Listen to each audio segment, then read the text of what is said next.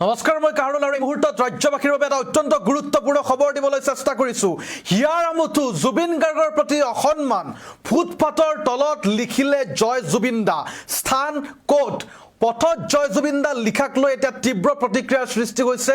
ফুটপাথেৰে অহা যোৱা পথচাৰীয়ে দৈনিক জয় জুবিন দা লিখনিৰ ওপৰেৰে খোজ কাঢ়িবলৈ এতিয়া বাধ্য হৈছে আৰু অসমৰ জনপ্ৰিয় শিল্পীজনক জুবিন গাৰ্গৰ নামত এইদৰে ফুটপাথত লিখাটো এটা অসন্মানজনক কাৰ্য।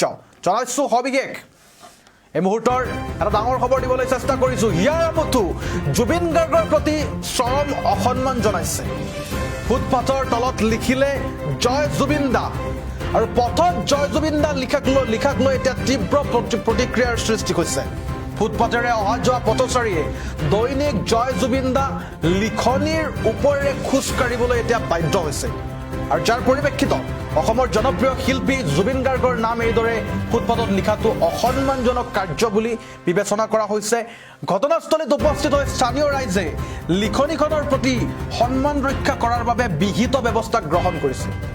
ক'ত লিখিব সেই স্থান নিৰ্ধাৰণ কৰাটো অতিকৈ প্ৰয়োজনীয়। জুবিন গাৰ্গ অসমৰ সাংস্কৃতিক গৌৰৱৰ প্ৰতীক, মৰ্যাদা অক্ষুণ্ণ ৰখাৰ আহ্বান জনাইছে এতিয়া দল সংগঠনে। আমি জনাইছো এই মুহূৰ্তত হিয়াৰ আমঠু জুবিন গাৰ্গৰ ছবিৰ প্ৰতি এতিয়া লিখনিৰ প্ৰতি অসন্মান জনোৱা হৈছে। স্থান নিৰ্বাচন কৰাত ভুল হৈছে। ৰাস্তাত আচলতে ফুটপাথৰ তলত জয় জুবিন দা লিখা কাৰ্য একেবাৰে গ্ৰহণযোগ্য নহয়। ক'ত লিখিব লাগে সেইটো নিশ্চিত কৰাটো দৰকাৰ আছিলে।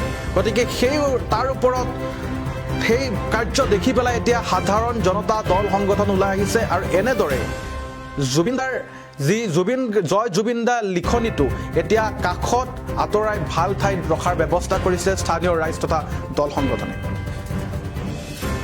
এয়া এক প্ৰকাৰে অসন্মান বুলিও ক'ব লাগিব। ক'ত লিখা হৈছে সেইটো জুবিন দাৰ প্ৰতি আৱেগ অনুভূতি সকলোৰে আছে।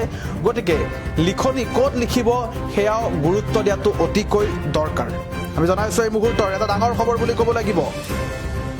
পথত জয় জুবিন দা লিখা কাৰ্য এতিয়া তীব্ৰ প্ৰতিক্ৰিয়াৰ সৃষ্টি হৈছে। ফুটপাথৰ তলত কোনোবাই লিখিছে জয় জুবিন দা আৰু যি কাৰ্যক এতিয়া গৰিহণা দিছে বিভিন্নজনে।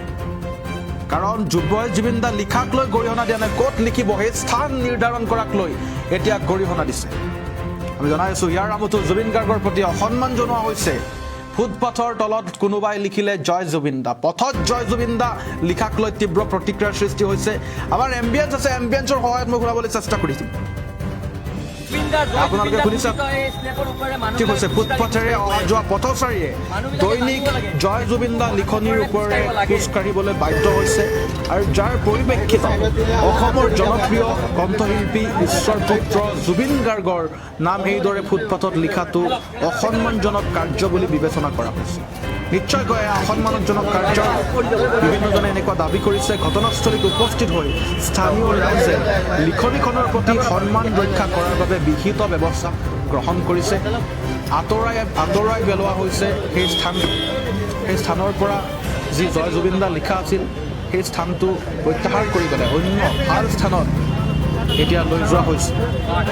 জুবিন গাৰ্গ অসমৰ সাংস্কৃতিক গৌৰৱৰ প্ৰতীক, মৰ্যাদা।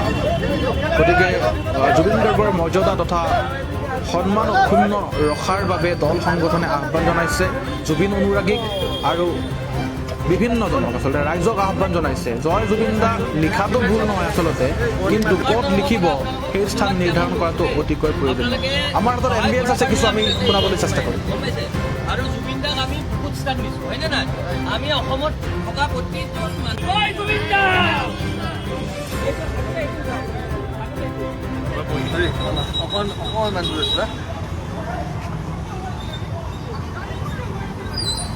কিবা আছে নেকি পল্টাব পৰা?